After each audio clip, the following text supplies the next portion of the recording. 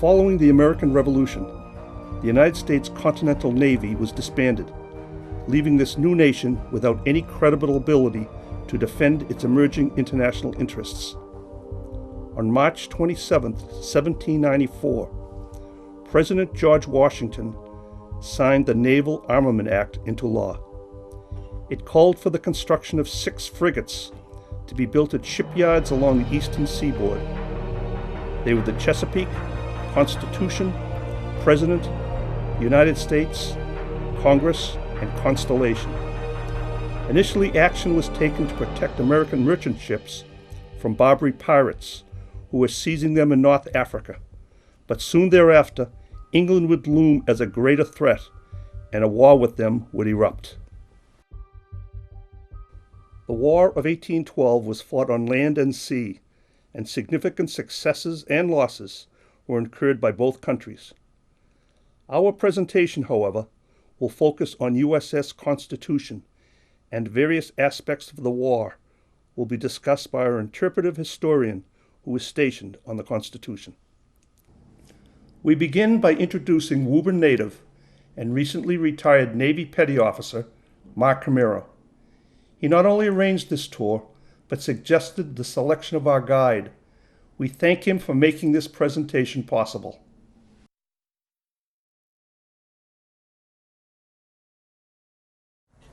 Thank you, Mark, for your invitation, your assistance, and thank you for being the guide throughout this tour. We appreciate it.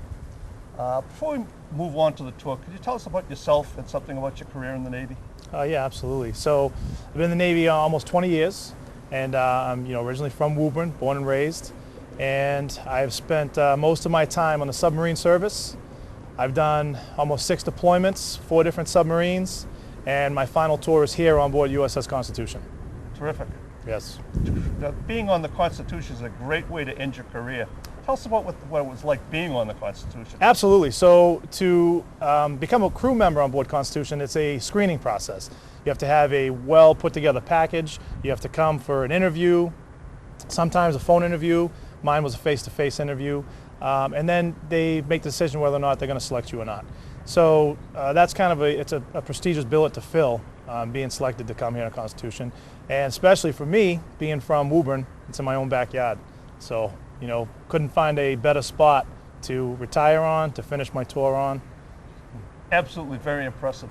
I know the commander couldn't be here today. Can you tell us something about him? Sure. So Commander Kearns, he's our 73rd in command, and he has an extensive record as well. He's been in the military for over 20 years, and he is a local guy as well. So I know, just talking to him, he's just as excited to be here as anyone else from the area as well. So, well, thank you very much, Mark, and let's begin the tour. Let's do it. Thank you. United States Navy regulations prescribe a strict and traditional protocol for the hoisting and lowering of the national ensign. Morning colors occur at 0800 hours, and evening colors are carried out at sunset at a naval command ashore or aboard a ship of the Navy not underway.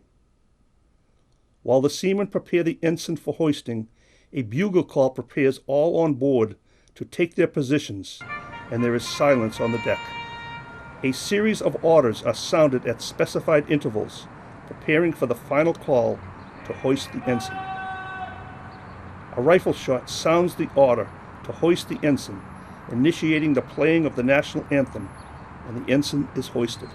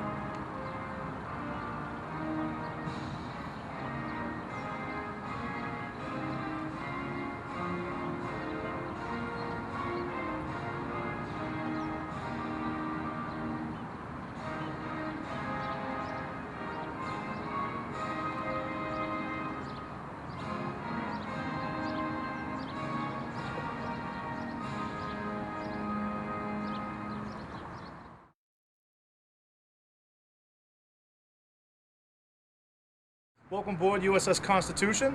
It's my pleasure to introduce Commander Gillen, 59th in command. He had command of USS Constitution from 1978 to 1980. Thank you, Mark. Yes, sir. Commander, it was wonderful to meet you for the first time. I'm so happy that we could come on Memorial Day weekend. I think it's quite appropriate that we're on the USS Constitution. But I want to let people know, you've been in the Navy for a while. You have service in Vietnam. You're from Charlestown. Mm-hmm. This is your ship, really, isn't it? The Charlestown. It's our ship. It's our ship. But you're very attached to it coming from Charlestown, and I'm sure seeing it when you're growing up. Indeed. Yeah. Why don't you tell us a little bit about you? Are you born in Charlestown? Well, yeah, born and raised in Charlestown, what they would call a townie. Townie. And when I was a youngster, this was all different. Used to be broken down docks over there. Mm-hmm. A lot of us swam from that. There were more than one set. We swam over and climbed up on the Constitution. Without getting caught. Without getting caught. Without Needless to say, when I took command, I made sure that didn't happen. But yeah, I joined the Navy, went to boot camp in Newport, traveled out to California to school, and my intention was to get in and get out because I went in at 17 on what they call a minority cruise. You go in at 17, and the Navy lets you out the day before your 21st birthday. Right. So I went in about a month before my 18th birthday, so was only going to serve 3 years. And then what happened? Well, I got caught up in the system and loved the job that I had. Now, how did it come about that you had the opportunity to become the commander of the Constitution? What I would say is when I went on to Second Fleet, for years I told everybody that I was an LDO. That means I was chief, paid, get commission. And at that time, the highest grade you could get was commander, 05. And I told everybody that my last tour of duty was going to be as CEO of the Constitution. And, this is years ago, years before I got. So I figured if I tell everybody that, The word will get out. and I understand that when they were looking around the detailing office to say who's going to relieve Commander Martin, 3 guys stood up and said, "Hey, I understand Bob Gillen's going to be that." In point of fact, it was the detailer called me and asked me if I wanted to be the executive officer, and I was just a lieutenant commander at that time. And I said no. My goal in life had been to make commander, Right. an LDO commander. And he said, "Well, the job won't be there." I said, "Okay, well, fine, I'd rather make commander." The Navy screwed up once again, deep selected me, and the next year he called me back, and here I am. Here you are. Right, so And you took command on what date? in June 1978, June 30th, June 30th. just in time for the turnaround on the 4th of July. And how was that? Wonderful. It's definitely the highlight of my career. Mind you, back here in Charlestown, Right. where I grew up. All the family. All the everybody's family, here. all my friends, Yeah. even some of the guys that climbed up the side of the ship with me as kids, we were all here. So it was very hard not to really enjoy And serving emotional. and emotional. Yep. Emotion. But the captain is it on a ship. And he really does have life and death in his hands and makes all decisions. And jokingly aside, it is like the closest thing to a dictatorship on a ship. How important is that, though, to have that command? The commanding officer is responsible. Keyword responsible for everything. No matter what someone does, it's his responsibility. He is responsible for ensuring he takes care of the ship, protects the ship. He must also take care of the crew and fulfill the mission, whatever the mission must be. And in order to do that, there has to be someone that makes the decision to say go or no go. And that's what the captain does. What was your biggest challenge as commander of the Constitution, do you think, when you first came on? What did you face? Or what did you feel was your biggest? Well, that's a real loaded question. You have to keep in mind, here's the Charlestown Navy Yard. Right. When I was young, that was a thriving Navy Yard. Right. Lots of ships in here, lots of repairs going on. In '74, the election changed and everything left. The Navy was sent out of Boston, and the Navy Yard closed. So when I got here, the ship was in pretty good shape, but it needed a lot of love and care and attention. But we had no budget. There was no budget for this simply because you had a Navy Yard. You didn't need that budget. You just call up, Have say you them need come over. something, they come over, stop doing what they're doing, Right. took care of it. Good way to manage. That was a good thing, but it wasn't when I got here. So it had to go to zero-based budgeting and all those things that, making sure we had the right schedules. So it was a job pulling all the team together. So you get the maintenance repair people working in harmony with us, and thanks to a lot of good people, Don Turner and the people at Superships Boston, they were able to do it, and I just stood on the side and watched them do that. Quite remarkable, though, that it's still here. Oh, it's not remarkable. It's absolutely. How do you think it is still here and still exists as an active commission ship, Well, warship? First of all, it's the oldest commissioned warship Right. afloat in the world. It's not the In the oldest. world. In the In the world. world. The HMS Victory is older, but it's not afloat. And the Vasa is older, but it's not afloat. So one of those things we learned from the Victory not being afloat anymore is it deteriorated greatly because it doesn't have the seawater to protect you. Remember, salt water is good for ships or wood. It's not good for metal, but it's good for wood, and it preserves. The fact that they were able to save this, Oliver Wendell Holmes, Yes. with his poem, really fired Oh, everybody up. yes, yeah, he wrote Right. the Right. poem. That's what really saved it. Right, and Right. then right. again in the 20s we had the old Ironsides pennies campaign, where the kids of the country gave their pennies to save it. I might say that when I was in command, we'd have people come from all over, and more than once, I'd have an old geezer, real old geezer, maybe 60 years old. Yeah, yeah. Oh, Real real, old. real old. Right. Real old. He'd come up and he'd say, or he or she would come up and say, if it wasn't for me, you wouldn't have this ship because of the pennies campaign. And I believe them. I'm even talking about it today, Absolutely. And in the 90s, when they talked about restoring the ship, they didn't provide for any sales. So I was involved with getting the kids of the 90s to do the same thing with the kids of the 20s, have a pennies campaign, and they purchase enough money for all the sales and all the rigging they have. How is this historic vessel still seaworthy? Because of the care and maintenance that is given to it every day by the crew and also by the maintenance and repair folks. And we have a mission that allows it to stay afloat and do things, but not putting it into harm's way. This ship is, I expect it to be here for my grandchildren's grandchildren. And my grandchildren, my boys, my grandsons were part of Monkey 1, 2, and 3. And they're still around, Yeah. and I hope their grandchildren will see this because it maintains. As a matter of fact, that's why it's going in a dry dock Dry next dock. year Yeah, that's what I heard. in March, and she'll be laid up for. 2018, they said? Yeah. I hope that they have enough time that I would like to see them be able to get it finished sooner. Right. But it needs a lot of work. What do you think is the important message for students to know about the Constitution? That it's a symbol of our heritage. It's an artifact, a commissioned ship live that is a treasure for all. It's not my ship or my command. It's our command. All of us own this ship, and we didn't own it before the 20s. Certainly, the pennies campaign brought it to every school in the country. Right. And it's a national treasure, and it's a symbol of our determination to stay free. And I think it's a thing in history that we want to make sure all the children It is aware. living history. It is living It is history. living history. Is there a message to people to come and see the Constitution and obviously appreciate this wonderful treasure? Because it is the ship of state. It is a ship of state, and it is our ship. The one thing I keep reminding everybody, especially those who are stationed on it, it's not our ship. Normally you have your own command. Right. This is not my command. It was not my command. It was a command that I was entrusted with for the people of the United States. It's everybody's ship, and everybody should come and enjoy it and support it.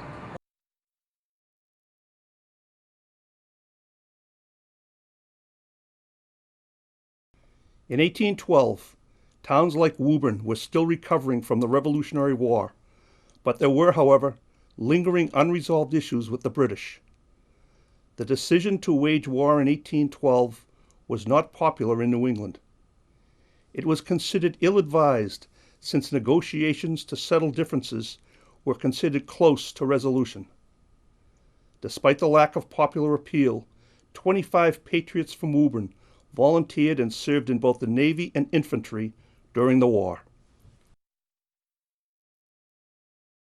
During the Civil War, local militias were formed, but in this war, regional militias were organized by recruiting men from neighboring towns. Many of the Woburn volunteers joined the Stoneham Rifles. Others joined various Massachusetts regiments, including the East Militia Company of Woburn, commanded by Captain Isaac Richardson. Lieutenant Colonel Benjamin Baldwin led the 2nd Regiment, 3rd Division Middlesex, 1st Brigade Infantry. In the fall of 1814, along with fellow Woburn volunteers, including Adjutant Wyman Richardson, Captain Samuel Tidd, and Chaplain Joseph Chickering, to name a few, built Fort West at Dorchester Heights. It is noted that Reverend Chickering was at the same time the pastor of the first parish in Woburn. In 1821, he was dismissed by the church due to his inability to settle a land dispute with a prominent member of the church, Benjamin Baldwin, his former commanding officer. William Holden served his country during the war in a unique and valuable way as a drummer. Born in Stoneham in 1795, he was a shoemaker by trade. Attached to the Stoneham Rifles, he served during the entire war. His prowess as a drummer was renowned, and he was employed at the receptions of Presidents James Monroe, Andrew Jackson, James Polk, Millard Fillmore, and John Tyler. He moved to Woburn from his native Stoneham, married and joined the First Baptist Church. In 1859, he moved to Illinois, continued his drumming, and served in the Civil War as a drum major, re-enlisting in 1861 at 67 years old. The early beginnings of the United States Navy began in our backyard at the Boston Navy Yard, known better as the Charlestown Navy Yard.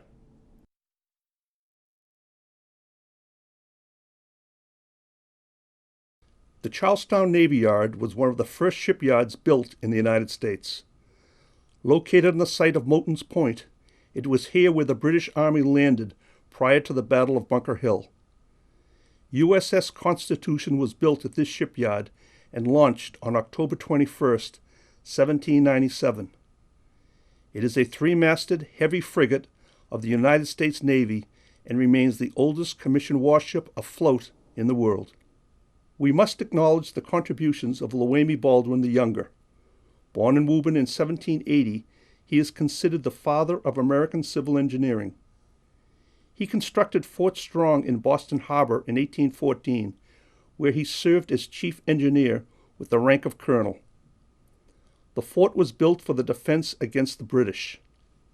His 2 greatest works were the large masonry dry docks at the Boston Navy Yard in Charlestown and Norfolk, Virginia. He died in 1838 in Charlestown and is buried at the first burial ground in Woburn in the Baldwin family tomb.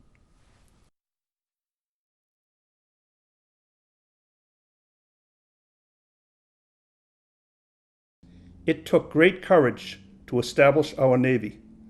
The demands on our early seamen were great, but their fortitude in facing their challenges set the standard for the men and women who serve in our Navy today, as we will learn from one of the Constitution's interpretive historians. All right, good morning. This is Seaman Wesley Bishop. He is our interpretive historian, our advanced interpretive historian. He has a wealth of knowledge about the ship, about Boston and all its history, and the show is yours.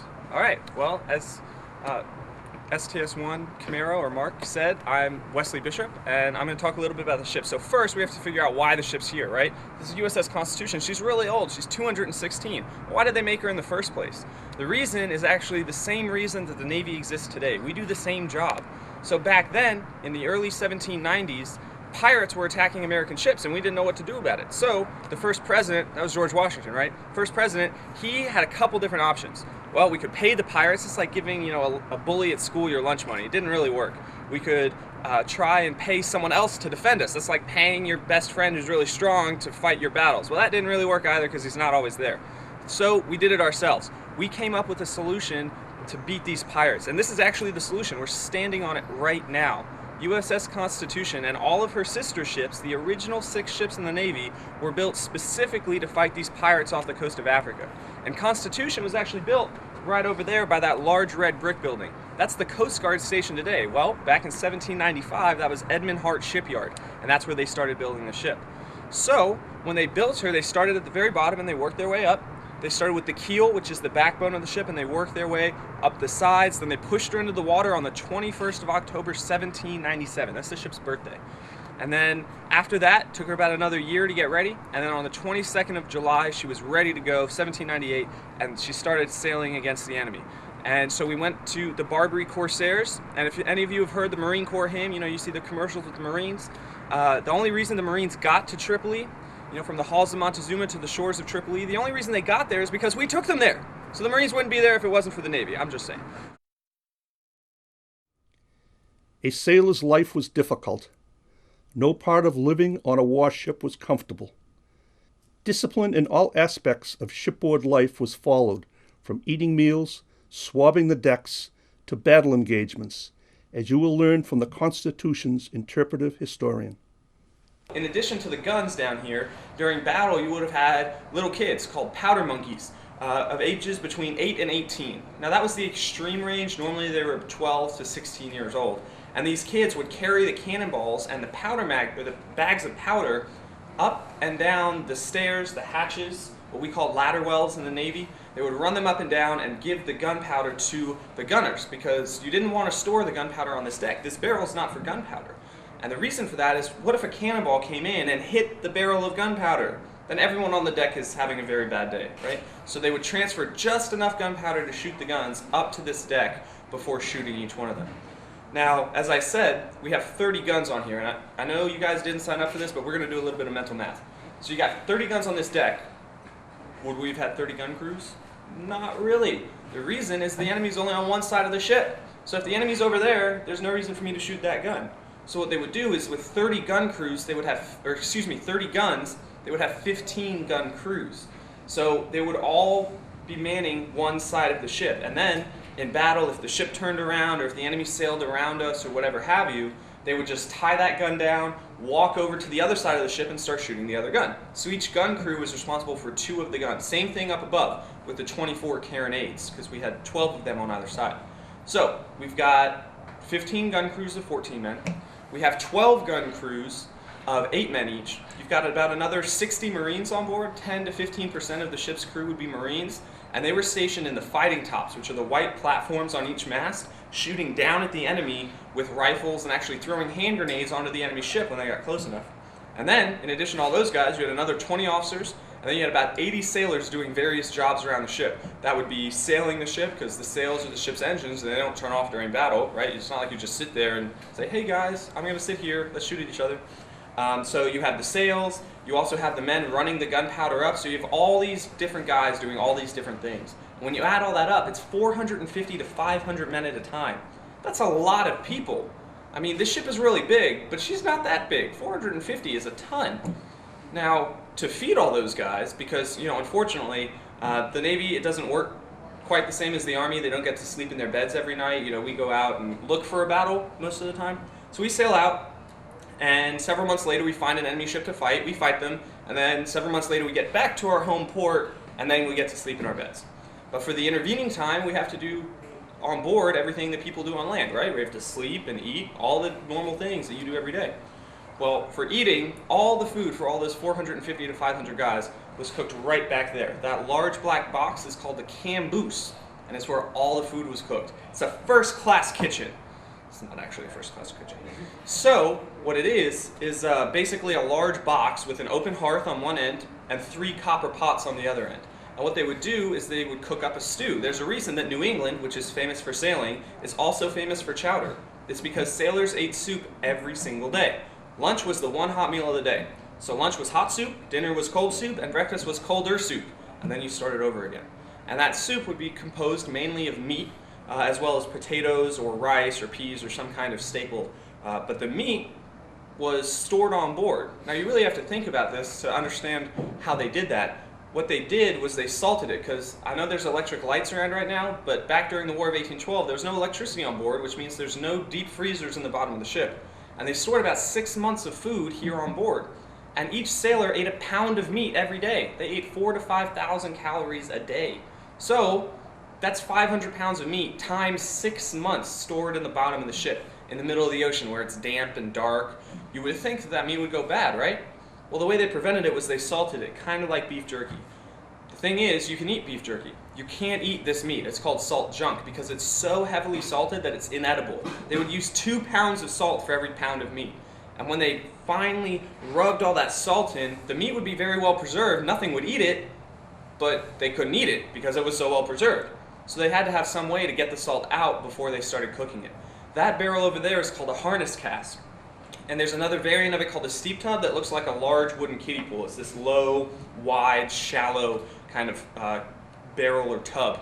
And what they would have done is they would have taken the salted meat, called salt junk, and they put it into the steep tub and let it soak for several hours. Just like steeping a tea bag in water, the tea leaches out of the leaves through osmosis. The exact same process, except instead of ending up with delicious tea, you end up with not so delicious, nasty water and some really salty meat. So eventually, after 4 to 6 hours soaking in this water, the meat is now ready to be eaten. And then they take it and they put it in the camboose where they cook up that stew. Now what they do, after they've cooked up the stew, is the same thing that we would do. If you guys went out and had lunch today, and it was, you decided, oh, I want some chowder, what would probably be served with it? Some kind of like crackers or bread, right? Well, they were served the same thing on board, although their crackers and bread were a little bit different from what we have today. Instead of some like delicious sourdough, they had what was known as ship's biscuit, and later, during the Civil War, became known as hardtack. This bread was so hard, it's about this big around, and it's so hard, it could literally be used to cross the river in TD Garden as a hockey puck. Sailors used to break their teeth on it. They used to put it on the deck and hit it with the back of their knife to break it into little pieces and then put it in their mouth like hard candy because they couldn't eat it. It was that tough. And the reason it was that tough is because it had a 5-year shelf life. They didn't want it to go bad. And without any kind of preservatives, they baked it twice with no yeast, so it didn't rise at all. It was very hard and compact. But that also meant that it also meant the mice and the rats did not eat it at all. So these mice, who ate everything, right? Mice eat electrical wires. They wouldn't even eat this bread that the sailors were served. So it was obviously delicious. So the sailors got stew that's salty enough to pickle their tongue. They got bread that's hard enough you could use it as a batarang to bean someone upside the head. You got to wash it down with something. That's what that barrel over there is for. It's called the scuttlebutt. I know that's kind of silly name, scuttlebutt. Where did that come from? But sailors had a lot of silly names for a lot of things. Scuttlebutt is actually a combination of 2 different words. A butt is a certain size of barrel. Okay, so I know you guys are laughing at me right now. Just bear with me. Butt is 132 gallons. That's a really big barrel. It's as tall as I am and this big around, so it holds a lot of water. And then a scuttle is what we call it in the Navy when you poke a hole in something. So if you have this big barrel and it's not leaking and it's full of water, to get the water out, what do you have to do? You have to poke a hole in it. So they poked a hole in it. That hole's called a scuttle and the barrel's called a butt, so you scuttled the butt. And that's how it got its name. Now, if any of you end up joining the Navy, I'm sure you'll hear the term scuttlebutt used in a different way. It means gossip or rumors. And the reason for that is this area of the ship, the forward part of the gun deck, is the ship's kind of lounge. This is where the crew would gather around. It's like the office, right? And so the water barrel is like the water cooler. And just like today at the office, you hear the talk around the water cooler. Well, that's what the scuttlebutt is. So scuttlebutt in the Navy now means 2 things. It means water fountain and it means gossip or rumors. Now, there's another barrel I haven't talked about yet. It's this one right here. There's a reason the sailor is standing next to this barrel, and it's because this is where the sailors were issued their twice daily ration of alcohol, back when the Navy paid us with liquor. So this is called the grog tub, and unfortunately, it's been empty for 150 years. So, basically, in this tub, the sailors would have been issued their twice daily ration of a drink called grog. Grog is a mixture of half water and half either rum or whiskey. It depended on where you were in the United States. Down south, it was whiskey. Up north, it was rum. So up here, Constitution, we pretty much always had rum. And they'd mix in some rum, they'd mix in some water, and then they'd add some lemon or lime juice. Can you guys guess why that is? That's right, it's because of scurvy. Scurvy is when you don't have enough vitamin C in your diet and your teeth start falling out, your skin gets all mushy, it's very nasty. And so to prevent that, they would mix in basically concentrate of a citrus fruit into the grog and made the world's first cocktail, which the sailors loved. So they would come up and they would all be served twice a day. Now, sailors have a reputation for imbibing quite a bit. And to prevent that, to prevent them having too much, what they would do is a Marine would be standing here, a Marine would be standing here, and 2 officers would be where I'm at right now. And the whole crew would gather up back where you guys are standing. What would happen is little group by little group called a mess, about 8 men, they'd come up and they'd gather around and the Marines would serve them the right amount of grog. They would take a mug that they kept up here, level it off, and hand it to the sailor. And then the sailor had to drink it because you couldn't go and take it with your meal. You had to drink it on the spot. And so what you had to do was you had to drink it, you had 2 minutes to drink it as fast as you could, and then you handed the mug back and you went down below. Now, the really interesting thing is that all of you that are listening to me right now, if you're over 8 years old, raise your hand. Well, all of you are eligible to drink. So on board, everyone on board was eligible to drink. And as I said, the Navy paid us with alcohol. So if you're an 8-year-old kid and you don't particularly like the taste of rum, you could say, no, I don't want to drink any. And what would happen is the officer who was standing back here, he would write your name down, right? Wesley Bishop, check. And what I would do is at the end of the month, I would get 8 cents for every ration of alcohol that I did not drink, because it was part of their paycheck. It was considered part of what what the Navy owed them every day. Always on alert, sleeping was a luxury and well monitored. The berth deck was utilized for multiple purposes, including sleeping quarters, sick bay, and officers' quarters, which were guarded by Marines. So this deck is the berth deck, and by the way, that's spelled B-E-R-T-H, not B-I-R-T-H, because there's an all-male crew. So if there was a baby down here, something was wrong somewhere. This deck is where the crew ate and slept. Remember how I said the food was cooked up above? Well, they would have taken it down here and eaten in little groups of 8 to 12 men on deck called a mess. The mess is the same group that went up and got the grog that I mentioned earlier.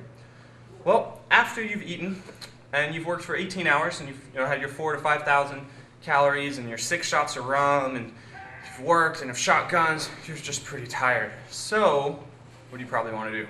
Probably want to go to sleep. That's what I want to do. So that's why I'm here.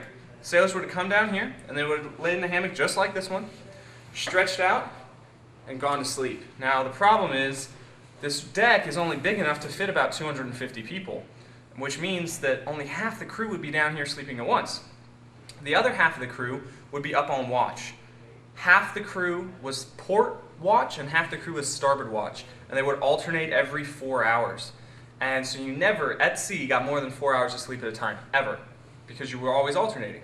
Now, that did have its advantages, it also had its disadvantages. One of the things that was a plus was that if you were up above, if you were working and it was in the middle of the night and warm outside and there wasn't really anything going on, you were permitted to kind of catnap at your station as long as somebody was awake to wake everyone else up in case there was an emergency or something like that, right? Well, the hammocks were this close together, if you were down here, and they're about 18 inches wide and 6 feet long. And this deck, let me stand up real quick so you can see what I'm talking about. I'm 5'10", and this deck is obviously not 5'10". It's about 5'6", and the reason for that is most sailors were only about 5'6". The ship's not designed for comfort, she's designed for fighting. And so because of that, they didn't make it very tall and comfortable and that sort of thing. We know, for example, that the tallest sailor on board was 6'8". It's definitely not a pleasant place for him. But he would have stretched out here just like everybody else, and what would happen is he would be here, sleep for 4 hours, and then it's his turn to go wake up or go relieve the people on watch.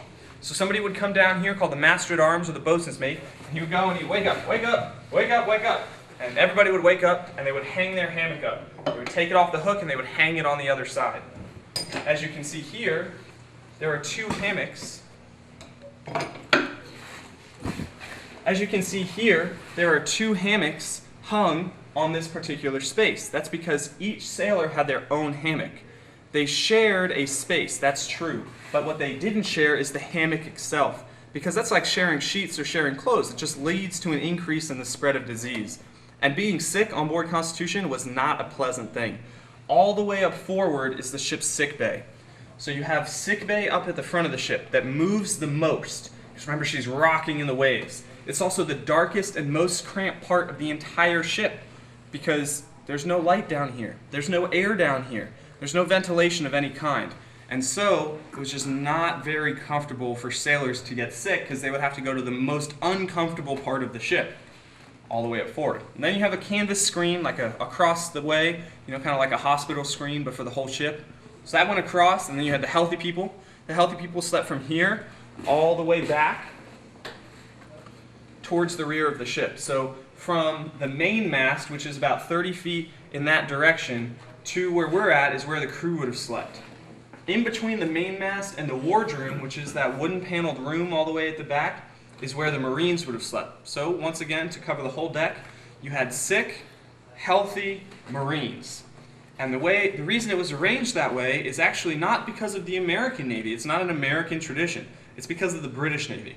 So one of the strengths of the American military is that we're an all-volunteer force. I volunteered to be here. So did the people 200 years ago in the War of 1812. The problem is that not every Navy on Earth is an all-volunteer Navy. The British Navy, for example, back then was definitely not a volunteer Navy. They had prisoners, convicted convicts, all these people who were the mainstay, they were the main force of sailors on board British ships. And so these people, being convicts and villains, are obviously not the most moral and upstanding folks on Earth. So, to protect the officers who lived in the wardroom all the way back aft from the sailors who lived here, you had Marines, because back then Marines, even in the British military, were all volunteer. You had Marines sleeping in between the crew and the officers to literally protect the officers from anything that was wrong. Now, as you heard before, some people think that the Marines got their nickname of Jarhead from jarring their head against the overhead beams. Well, the other version of the myth, the one that I think is actually a little bit more accurate, is that the Marines were called jarheads because they cut their hair, even way back in the War of 1812, kind of the way they do right now. And it looks like a mason jar, which are those jars that people preserve food in. And so because their head looked like a jar, they were called jarheads. If you guys know anything else about Marines, you know they're called leathernecks. And the reason they're called leathernecks is because they actually wore a leather neck. They wore a leather brace or collar around their neck in battle to help protect them from enemy sword strikes and that sort of thing. It worked pretty well. Outgunned, outmanned, and inexperienced, our frigates, however, were impeccably built, led by strong and smart captains, and manned by motivated seamen. While brigs, sloops, and corvettes provided complementary support, the U.S. Navy took on the mighty British Navy with 6 warships. USS Constitution's first battle was not promising, but it did foreshadow how strategy and ingenuity could win the day. Back here, this is called the quarterdeck of the ship, and this is where the officers would have been during battle. Now, the reason that we came back here is because this is where the very first big battle during the War of 1812 took place. So, the War of 1812, which was the ship's biggest war, most important time frame for the ship, was from June 1812 until February 1815. It was declared on the 18th of June. Now, when it was declared, we were in Annapolis, Maryland, which, as you know, is along the Chesapeake Bay. So, what we did is we sailed down the Chesapeake because we had to get into the ocean to fight the British, and we sailed around the Chesapeake and around Delaware up towards New York because we were going to meet up with a squadron of other American ships so we could attack the enemy in a group, because that makes more sense. Strength in numbers, right? The problem was, on our way up to New York, we were off the coast of Egg Harbor, New Jersey, and we met up with a squadron of 5 British ships, not American ships, British ships, and we're at war with them, so it wasn't a very good meeting.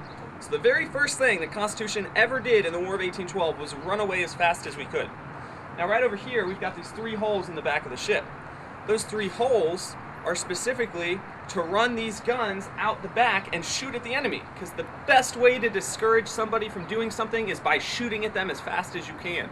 So, originally, when we were sailing along, this was solid back here. Now, this is exactly a month after war was declared, from the 16th to the 19th of July. So, remember, war was declared on the 18th of June, so it's about a month later, right? So, we're sailing along, we see these British ships, they start chasing us, And over the course of the next 57 hours, we tried to escape from the British. Now that seems like a long time. And the reason it is a long time is because the wind completely died. So Constitution is really good at sailing. We've got lots of sails. The largest sail is bigger than the basketball court in most schools. It's really big. It weighs 3,000 pounds, just the sail. So we were really fast when we had wind. But without any wind, sails don't do you any good. So we didn't know what to do. So they lowered the ship's boats into the water, and they started towing the ship along, like row, row, row your boat, except for Constitution. And we're a little bigger than most rowboats. So it didn't work out. So what they did was they wanted ways to discourage the British from chasing us. So the enemy's back there, right, because they're behind us. So what do? We cut holes in the back of the ship, and we turned these guns out the back. We carried other guns from down below, brought them up here, rolled them out the stern, and started to fire at the enemy. And the reason we did that is, as I said, it's the best way to stop someone from doing something. Our idea was that we would discourage them, or maybe knock away an important piece of wood, or break something crucial, and then they wouldn't be able to chase us anymore. And it kind of worked, but there were 5 British ships and only one of us, so we couldn't shoot enough to stop them. What we ended up doing was we ended up taking an anchor, a 700-pound anchor, and we put it in one of the ship's boats, and we rowed it in front of the ship and then dropped it into the water. And then what they did, this is really impressive, is they towed the ship forward with that anchor. So imagine a grappling hook, and you throw it at the bottom of the ocean and you pull yourself up to it. That's exactly what the ship did with this anchor. And we did it over and over and over and over for 57 hours. So as you can imagine, the crew was really tired. They were sleeping on deck. They were strewn all over the place. If they weren't working, they were sleeping because they had to do this for so long. And when we did escape, we escaped right after the British tried to capture another American ship. We used the opportunity to break away. Well, when we did escape, the captain, whose name was Isaac Hull, he was the first captain during the War of 1812, he swore that if he ever saw one of those 5 British ships again, and those 5 British ships, by the way, are the HMS Africa, Shannon, Aeolus, Belvidera, and Guerriere, he swore that if he ever saw any of those ships again, he was going to take it to him, right? Because we're Americans, we don't like running away. So he thought that if he ever saw one of them one-on-one, it didn't matter what he was doing, if he was escorting a convoy or doing some other service, it didn't matter. He was going to drop whatever he was doing and sail right at them to avenge his honor. And that comes into play a couple months later, or almost exactly a month later, when we meet up with one of those 5 British ships.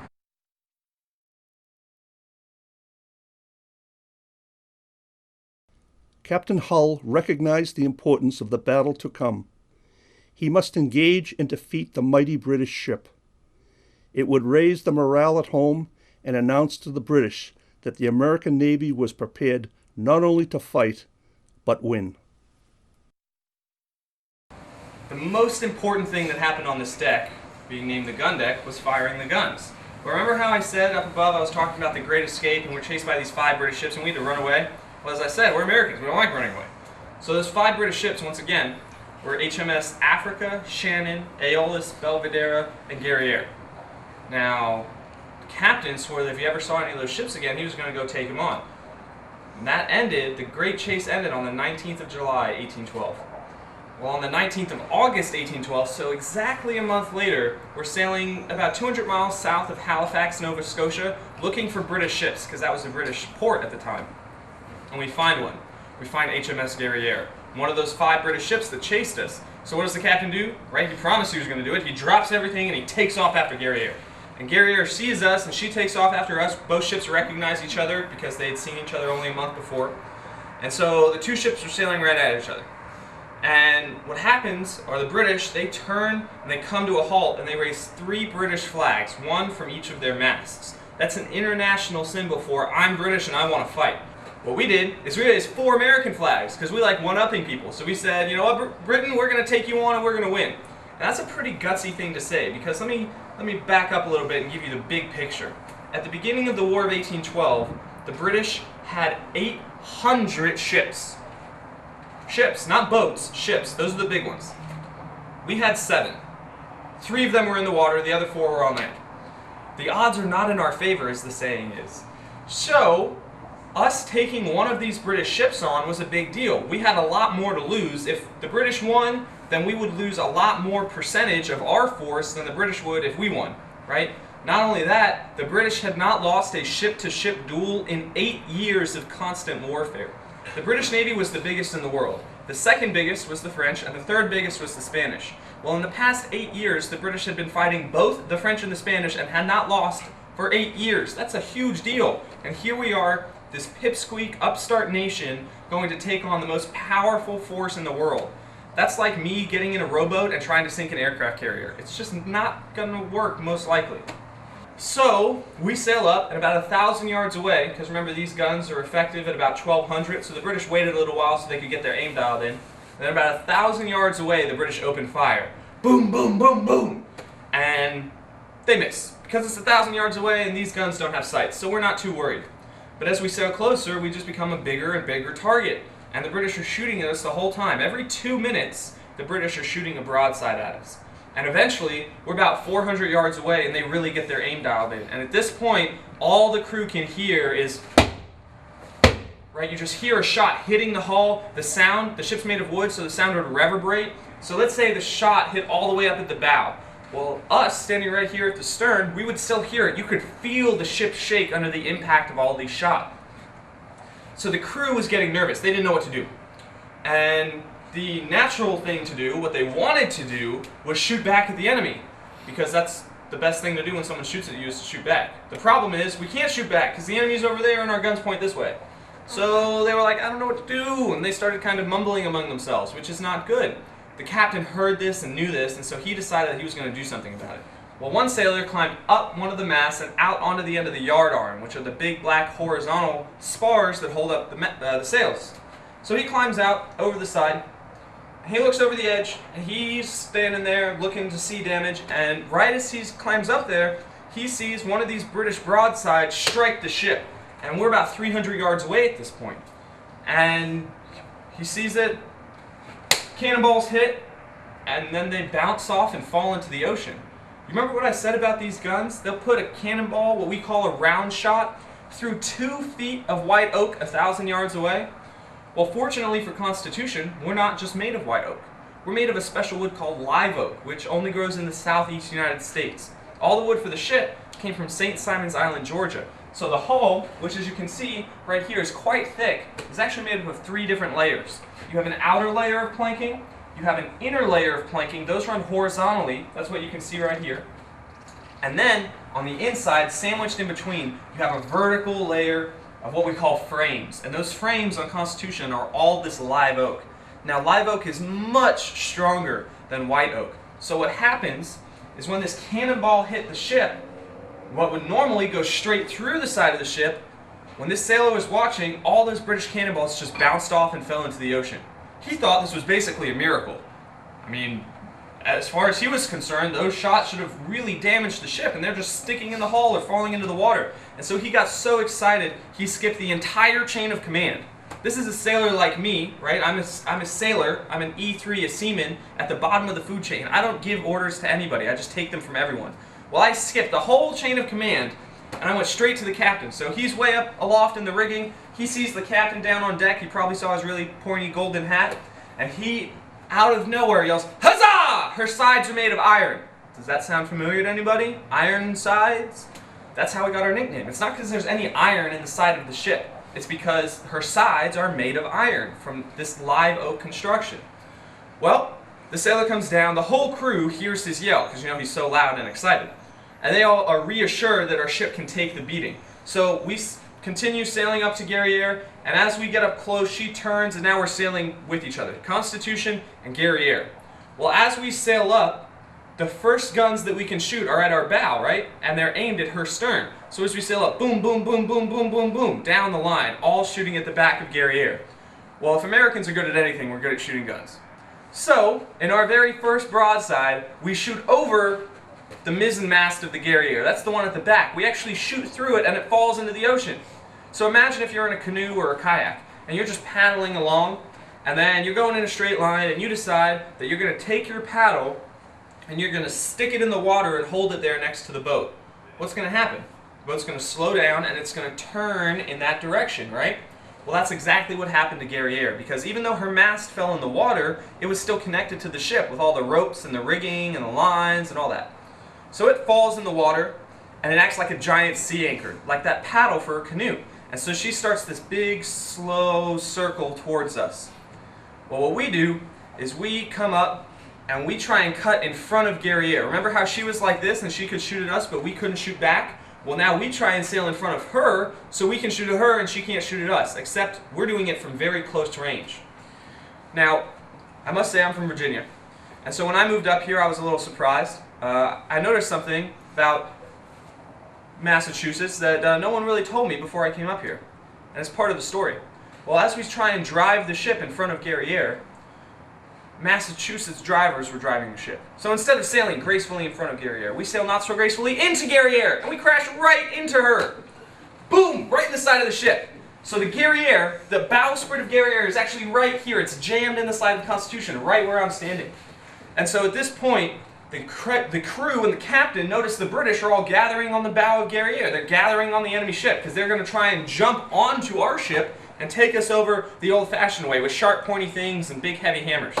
So we don't really like the idea of British as house guests. We think they're kind of stinky. You know, they're all called limeys for a reason.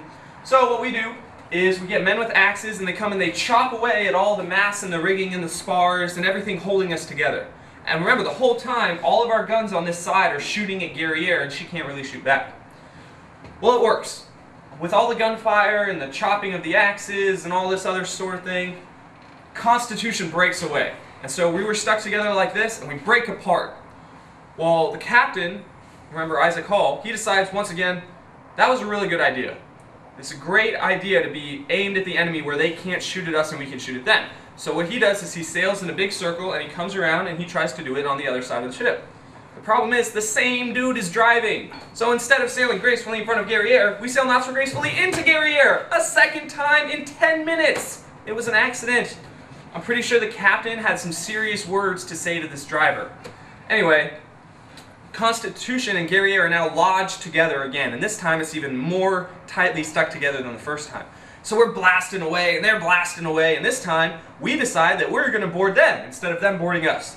So you get all the Marines run back aft. You get a bunch of the sailors grab cutlasses and pistols, and they run back aft, and everyone's ready. And one of the Marine lieutenants, this guy by the name of William S. Bush, he's the leader of all the Marines on board. He is kind of a glory hound, and at the beginning of the war, he swore that if he had the opportunity, he was going to be the first American to board a British ship. So he draws his sword, he jumps up onto the side of the Constitution, what we call the taffrail, and he turns to the captain and he says, "Sir, shall I board her?" As he turns, literally to jump onto the British ship, he gets shot in the face and falls to the deck dead.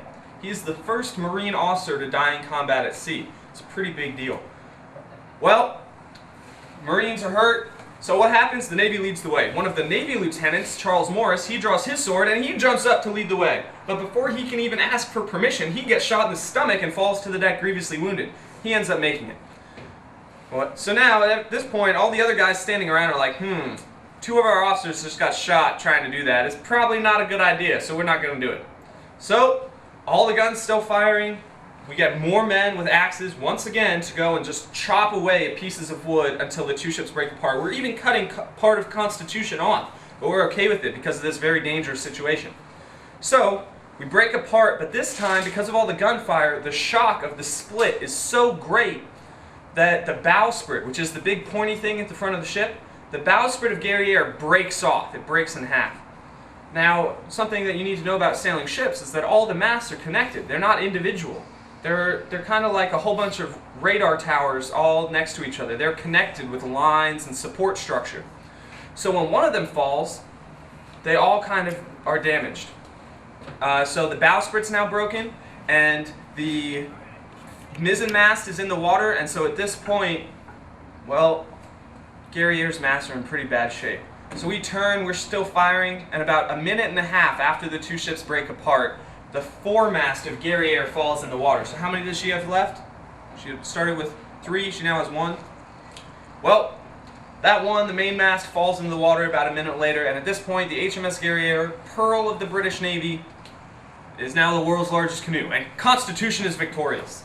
So, this is the first big naval victory of the War of 1812. It's the first time an American ship has ever defeated a British frigate. It's the first American victory of the War of 1812. It's also in New England. And that's really important because in New England, people were not a fan of this war. This was not a universally supported war. In fact, from the time that the country was founded up until the Civil War, when states actually seceded, the biggest threat of secession ever was during the War of 1812, when the North was going to secede. And they really, really did not support the war. And so it's crucial that Constitution won this victory and then came back to Boston, and one of New England's home ships and one of her home ports won this crucial victory, because it was a huge morale and propaganda boost.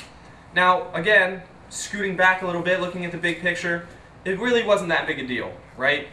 America still has 7 ships, the British now have 799. Okay, they have a lot more than we do.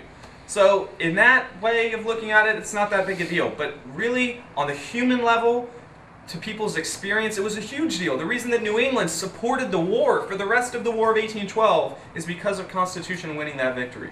It directly and dramatically impacted the fate of America. If they hadn't won, if New England had seceded, everyone here probably would be speaking French instead of English right now, because the British would have taken over and this would be part of French Canada.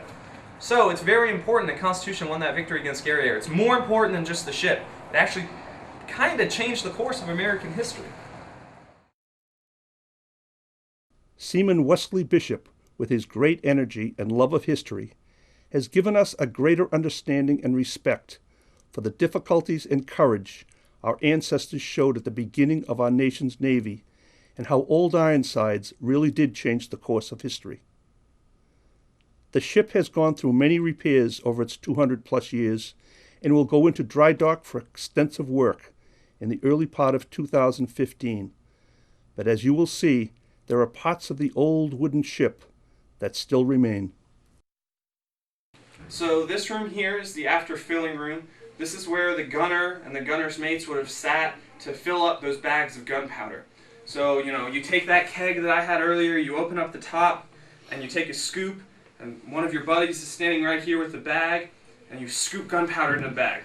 And then it's ready, tie off the top, pass it down, so I pass it to you, and then you pass it up those stairs. Now, one thing to note about back here is we're at the very, very, very back of the ship. This is as far back as you can go. This is original.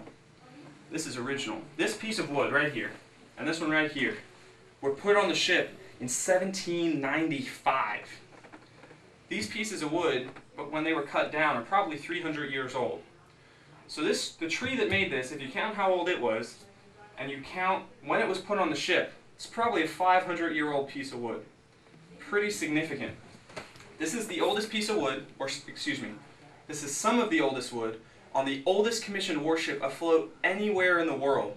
Constitution is the oldest warship still in service that's floating anywhere on Earth. And these are some of the oldest pieces of wood. This is literally history right in front of us.